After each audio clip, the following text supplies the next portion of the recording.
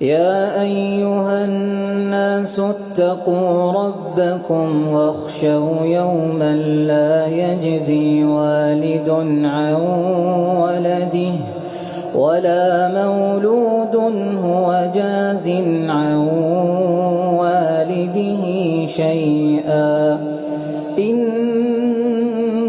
وعد الله حق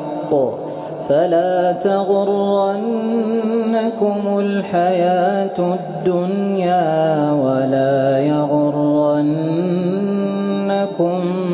بالله الغرور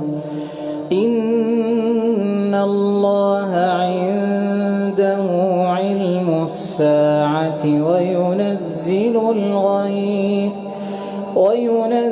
الغيث ويعلم ما في الأرحام وما تدري نفس ماذا تكسب غدا وما تدري نفس بأي أرض تموت إن الله